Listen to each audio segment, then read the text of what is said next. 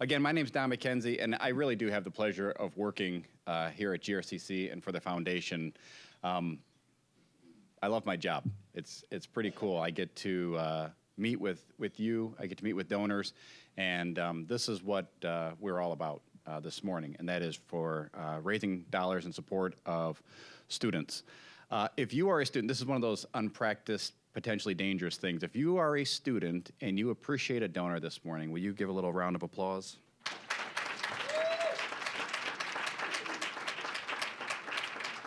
That worked pretty well. All right.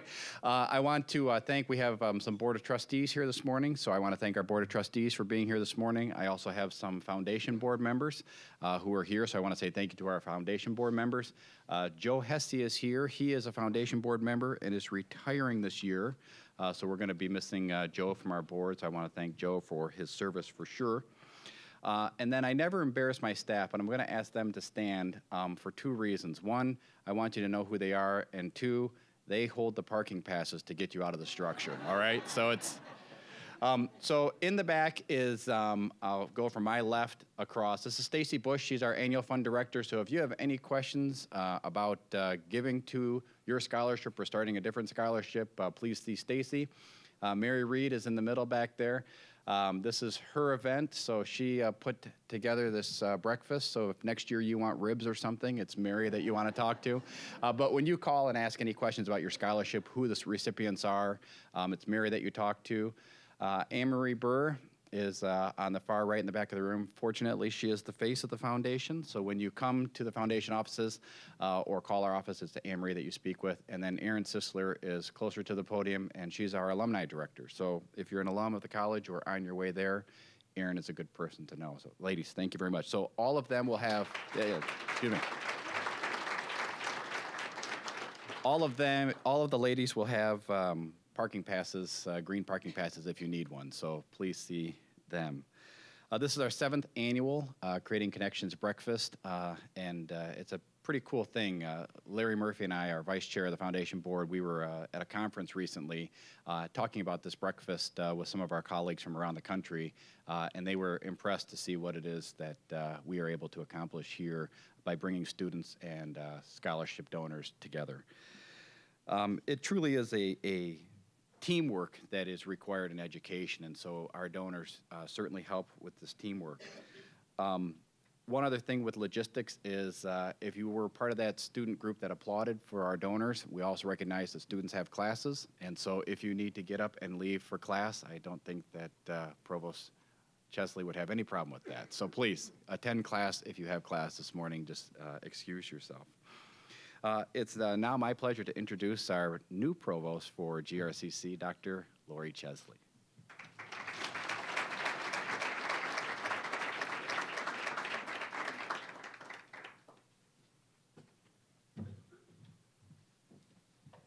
Thank you, Don. I always approve of going to class.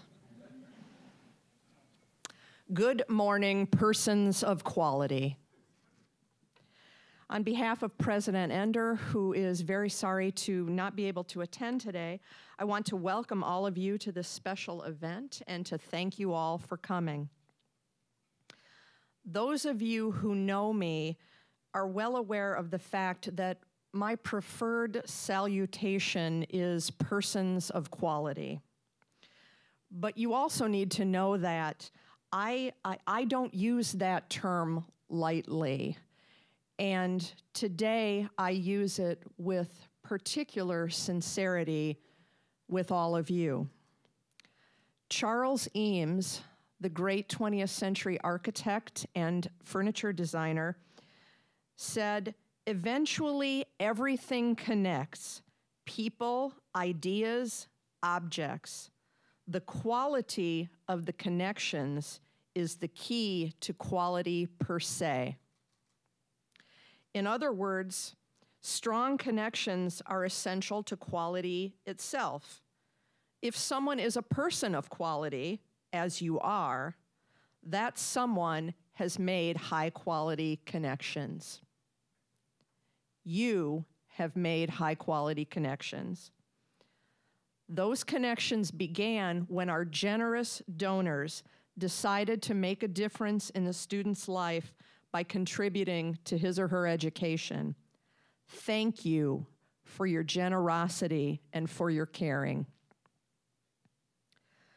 Those connections also began when our ambitious students applied for and accepted these scholarships. Thank you for your ambition and for your commitment to reaching your goals, whatever those are. I want our scholarship donors and our scholarship recipients to know that you inspire all of us at GRCC to connect purposefully and tightly with our community. The contemporary Indian author Ashwin Sanghi said, "I believe that patterns tend to repeat themselves, and there are connections between the past and the present." I ask the students who are here today to make this belief a reality. Establish a pattern. Someday in the future, when you are financially able, and it will happen, keep going to class. I ask that you remember this day and that you make a connection with a student and help him or her to reach their goals. On the day that you make that connection, you will feel wonderful. Just ask your table mates. Thank you.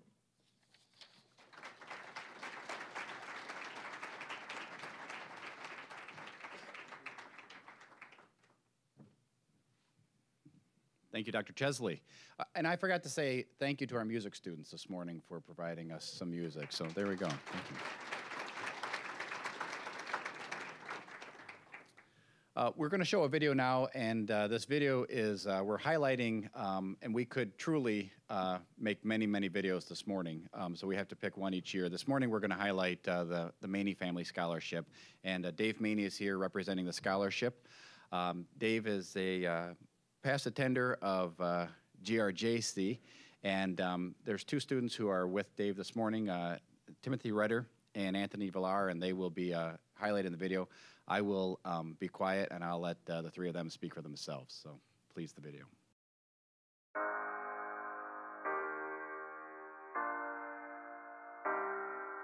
When I played in high school, we never lost. Losing was not that's something that wasn't going to happen with the bunch I played with, you know, because we grew up playing ourselves. When I went to JC, it was I would have started the fall of '58, because I graduated in '57, and I was there total of 2.5 years. That's why I got involved in this, athletics, is because I look at myself. I wish I would have played football there, even under that. Then maybe I would have got my degree. It would have kept me in school. I went to high school at Rockford High School. I love baseball, and I couldn't imagine not playing it. I got a few offers from some NAIA schools and Division III schools, but it's just super expensive. I thought financially it would be the smartest thing for me to go here, and I wouldn't have to take out much or any debt at all going here for 2 years. It's been really fun, actually. Coming here, I didn't really know what to expect. I thought it'd be a lot different than this. I'm not used to the downtown feel at all. I like it a lot. There are kids that are going to college that probably, if it wasn't for some sort of an extracurricular activity, it could be band, it could be any sport. The fact that they get a scholarship and go there, even if they don't get a degree, they learn something and become a better person. Just being able to get a scholarship helps because I work the whole summer. I barely get to play baseball like most other kids are off playing summer baseball.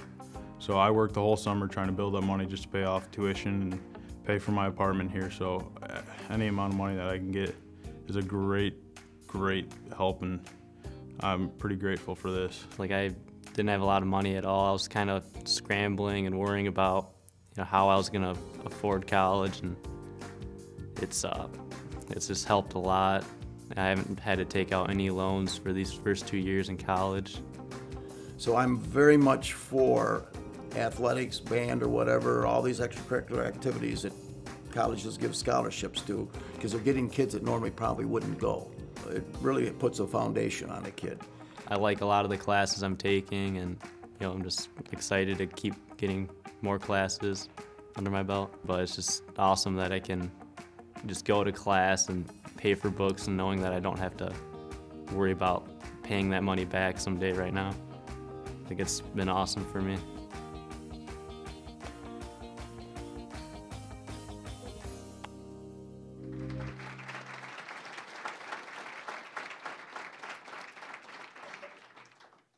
Thank you for the video. Guys, nice job.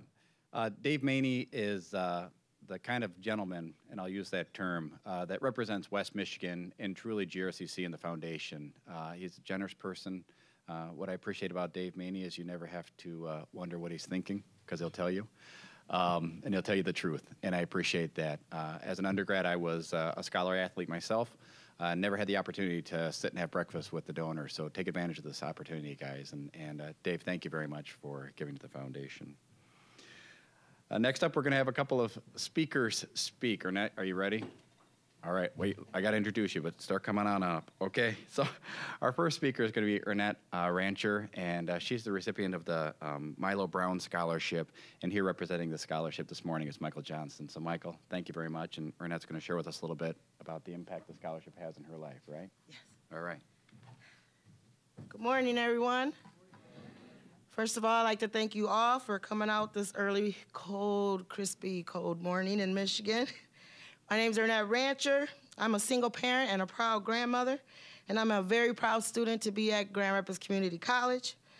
I have been very blessed to receive the Milo Brown Scholarship Foundation Scholarship. I'm very nervous, you guys. When I first came to GRCC, it was because I had lost my job a couple years ago. I thought my life was over. I had been working part-time jobs to make a full-time job, and everywhere I was going, they were turning me down because I'm not as young as most people. And they told me I, needed a degree or needed to go back to school. So I came back to college and to get my degree in criminal justice, and that's where I hope to make a change with the youth in the inner city. And engaging with these young people, I want to be a positive role model, not only to them, but also to my children and my grandchildren. I will be forever grateful, and I just want to say thank you for helping me succeed as I continue my academic journey. GRCC has been an awesome place for me to learn and grow. Help has come from not only from the foundation scholarship, but also from the student life, financial aid, the enrollment center, the counseling office, the computer labs, and the library where I am currently working at. Together with all of you, you have helped me succeed, and may God continue to bless each and every one of you who work with the foundations, who donate, because you really help us out a lot.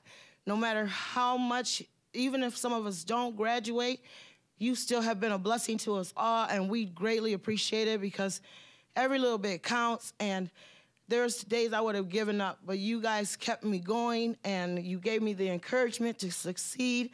And I feel so blessed and so grateful and so honored. And this is such a humbling experience for me. So I just thank each and every one of you for being here today, and just for blessing each and every last one of us students. Thank you so much.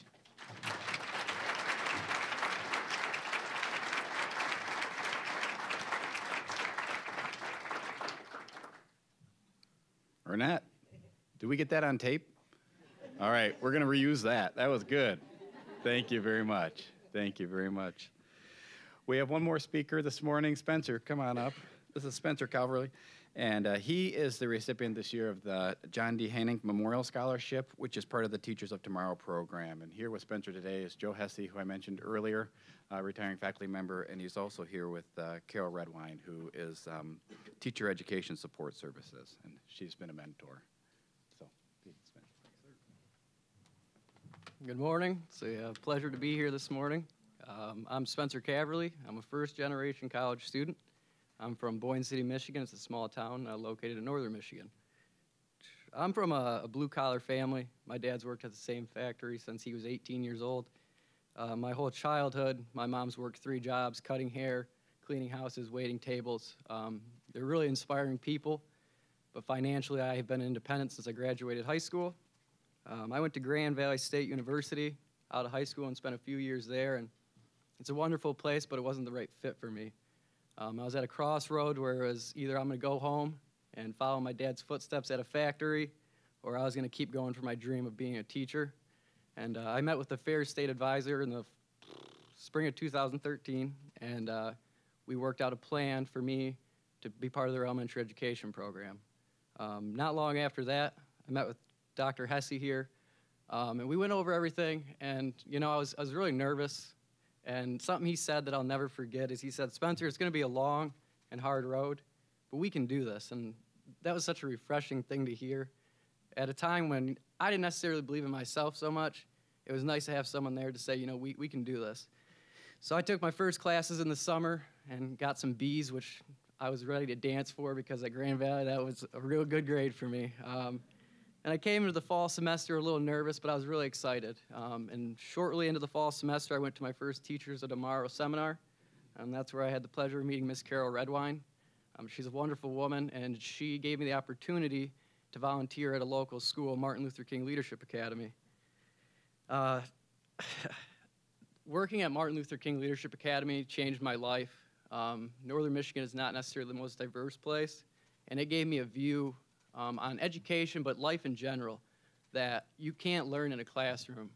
When you see it, you know, week in, week out, you really see the struggles that some of these kids are facing, and it was a really moving thing. I worked in a 4th and 5th grade classroom under a teacher named Thomas Standifer, who I admire greatly. He's a wonderful man. And a quick story is my first day, I show up, I'm real nervous. I walk into the classroom right away, I'm like, well, the only white person here, this is a real new feeling for me, you know? And so I introduced myself, and I said, you know, anybody got any questions? I look around, and I see a little boy. Yes, has anyone ever told you you look like Eli Manning?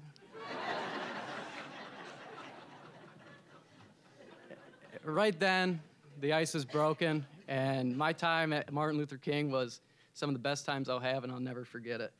As the fall semester rolled on, I found myself doing well, and I was very, very excited when on Christmas break I got my first email saying that I'd made the dean's list, something that I never thought I would accomplish. So that was a real uplifting moment. As the winter came in, I turned in my application for the Teachers of Tomorrow Scholarship, something me and Dr. Hesse had talked about in our meeting. When we kind of talked about it, I took it in and thought, well, yeah, that's a long shot. But I was ready to work for it. And that following semester, I was able to get on the dean's list again, which lightning doesn't strike twice, but I was lucky. So as the summer came in, I took a couple of classes online, and I got my email saying, you know, you have been selected to get a Teacher of Tomorrow scholarship. And I'm so thankful for that. I really didn't think it was going to happen when I first heard about it, and when it did, it was an unbelievable feeling. It allowed me to spend more time focusing on my academics, my volunteering, and because of that, I was able to get my first 4.0 since I was a 5th grade student at Boyne City Middle School. And that, you know, I don't know, it's the best accomplishment I've ever had. It's something I'm very, very proud of. I got one more semester here at CC right now, and then 3 more after that. In the winter of 2016, I will be a certified teacher, and I'm pretty darn excited for that. I'm very thankful for a lot of people. I know my parents are going to give this a watch, so Mom, Dad, thank you. I know you didn't really, understand at certain times, but you always loved and supported me, and I'm very thankful for that. The teachers associated with the Teachers of Tomorrow Scholarship and the Education Department for their support. In particular, Dr. Hesse, when we talked a little bit about what I was going to say today, said, don't mention me.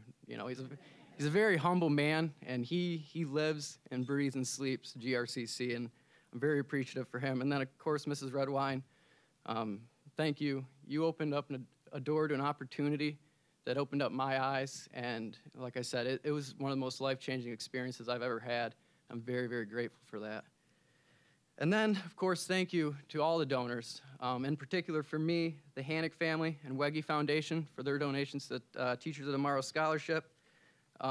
It's really inspiring to see people who work so hard for their money to be willing to donate it to pretty much complete strangers with the good faith that they'll continue to work hard, and that's something I'm really appreciative of. Let's see here. I would say that this scholarship has changed my life completely.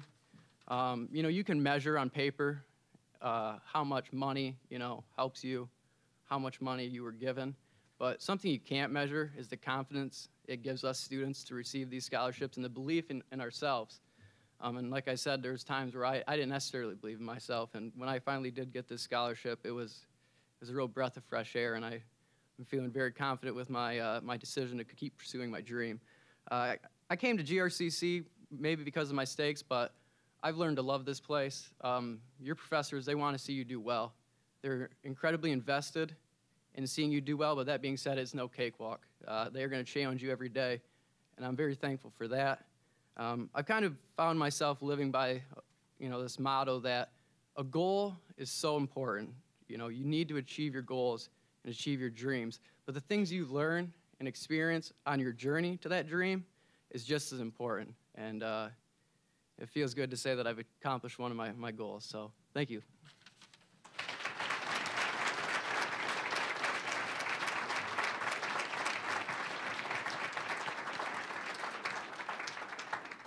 Did we get that on tape too? This is good stuff, you guys. Hey, Spencer, thank you very much. I think that the classrooms of tomorrow are in pretty good hands, aren't they, with teachers like Spencer? Well, we heard from Ernest, we heard from Spencer, Timothy and Anthony were on the video. 4 very different situations in their pursuit of their degree. And they represent, that's 4 people who represent 74 of you scholarship recipients who are just here in the room with us this morning. And then with Michael Johnson and the Hannick Memorial Scholarship and Dave Maney, just 3 donors that represent the many of you sitting around these tables. So thank you so much. It's now my pleasure to introduce Dave Custer, the chair of our foundation board, just to say a few remarks, and then he will release you. Release them. What is that? Bless them, maybe.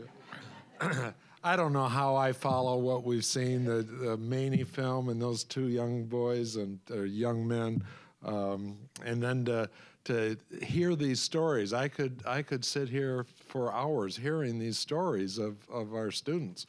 I've often said, what would this community do without the community college?